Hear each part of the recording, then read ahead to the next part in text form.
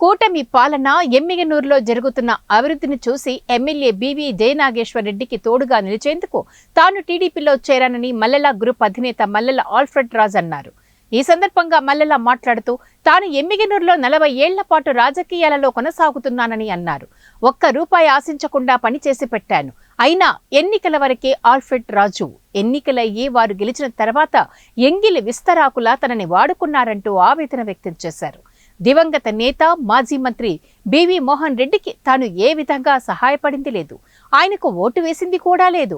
అయినా సరే ఆనాడు బివి మోహన్ రెడ్డి ₹1 తీసుకోకుండా 98 అంగన్వాడీ పోస్టులను ఇచ్చి తన తల్లిని ఉత్తమ ఉద్యోగురాలిగా నిలబెట్టి సొంత ఆడపడుచుగా ఆదరించారని గుర్తు చేసుకున్నారు.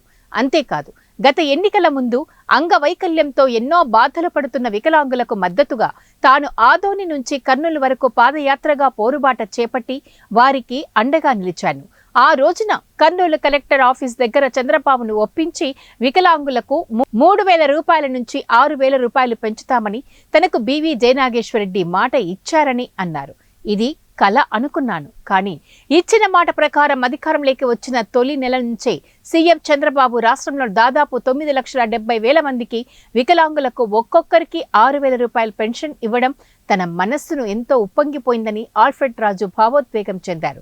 దీనికి కృతజ్ఞతగానే ప్రజలకు సేవ చేయాలన్న ఎంతో తపన ఉన్న ఏకైక నాయకుడు ఎమ్మెల్యే బివి జయనాగేశ్వర్ రెడ్డి అని ఆయన సమక్షంలోనే పార్టీలో చేరడం ఎంతో సంతోషాన్ని ఇచ్చిందని అన్నారు.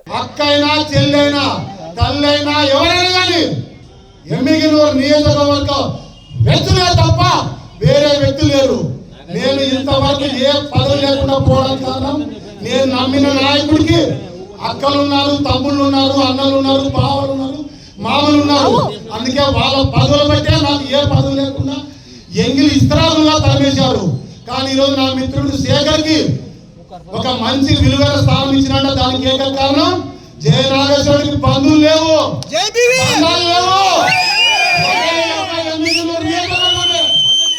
అలాంటి మా ఊరి బావ, మా ఊరి అన్న, మా ఊరి తమ్ముడు అని సగౌరవంగా నమ్మి పార్టీలో చేరినాను. ఇంకా బలంగా చెప్పుకుంటూ పోతే ఎన్నో విషయాలు ఉన్నాయి జయనాగేశ్వరుడి గురించి. ఈ రోజు నమ్ముకున్న ప్రతి ఒక్కరికి విలువలతో కూడిన జీవన విధానం ఇస్తున్నటువంటి జయనాగేశ్వరుడు అభినందిస్తున్నాను. మొన్న పంచాయతీ కోసమని జయనాగేశ్వరుడి దగ్గర కొందరు